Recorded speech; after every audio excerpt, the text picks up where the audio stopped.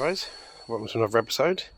Today is Saturday the 11th of October, and as you can see from one of my lovely maples here, you may recall a couple of weeks ago it still had quite a lot of foliage.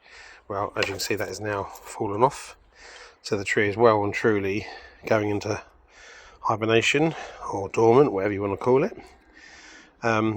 So a lot of people that don't know, obviously the ones that do, I apologise, but they may look at this and go, oh, well, that's it, I can't do anything now.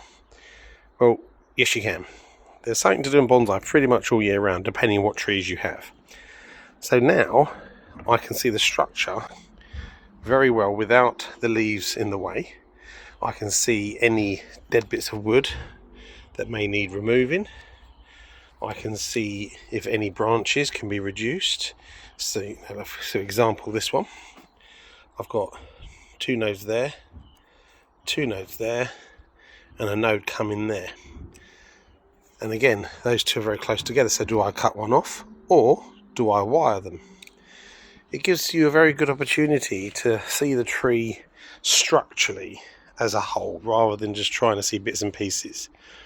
So what I'm going to do with this tree is, as I just said, I'm going to be cutting off all the dead bits of wood, or the bits of wood that I feel are not needed, and then I will probably wire the structure how I want it to grow for the next growing season.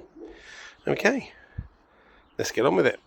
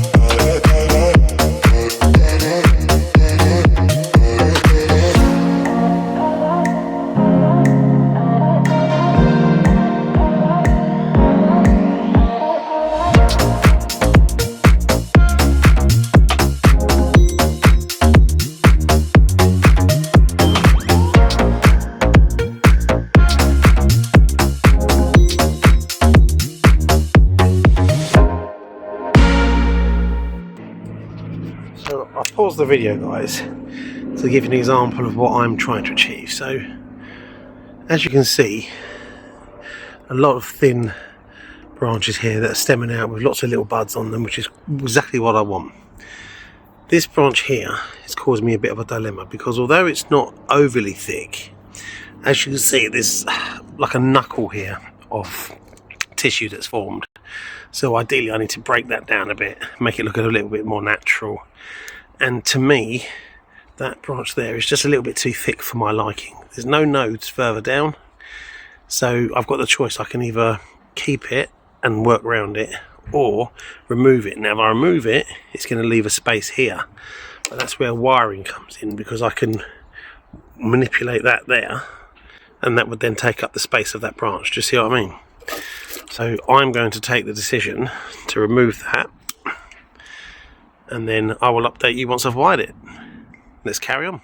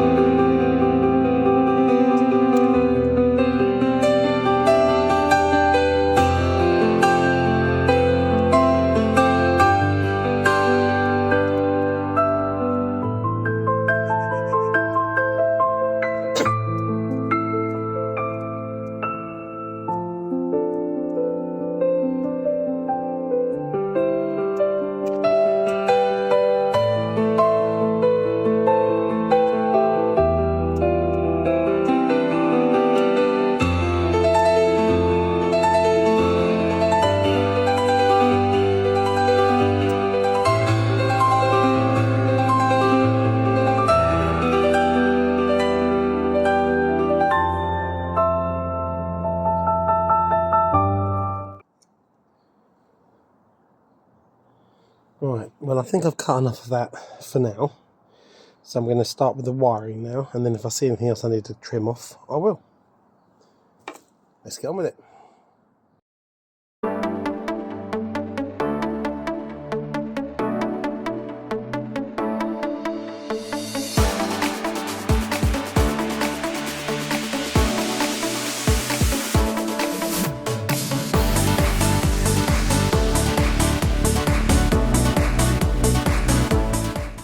Okay, right. So, if I zoom in a little bit, hopefully you can see. So I've used the one bit of wire here, and it's on that branch and that branch. Using as little wire as possible, one, helps to de-stress the tree, and two, it just looks tidier and it's more economical, and it also anchors the wire. So this one, literally, I only want to move it slightly, and then this one obviously down to fill the gap formed by me cutting off that other branch earlier.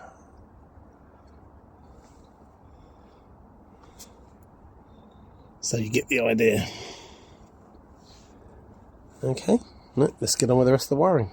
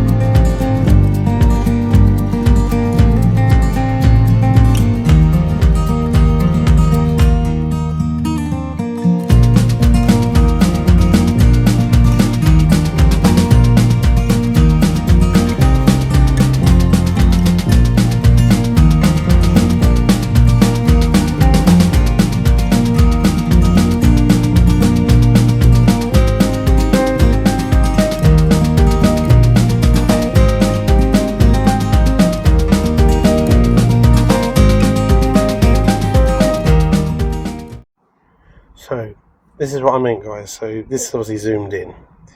So as you can see, you've got a node at the tip, and then there's a node here, and then it connects to the branch. So if I was to cut it at this mid node here, and then that node didn't form or didn't grow, that branch may then be dead, as in not good to you, because it might not produce any more. So to play it safe, always leave a couple, so 1 and 2. Okay guys, so that's the end of the video today. Hopefully you found it useful, and obviously if you need clarity on anything, or if you would like to see something in more detail, or you've got any questions, please do just drop a message, and myself or Dave will do our best to clear it up for you. But as I said, yes, so this tree, if you can see what I've done, is now a lot more organised, a lot less cluttered, and when it starts leafing out, I will then make any other adjustments I need to make. But at the moment, I'm quite happy with the overall silhouette of it.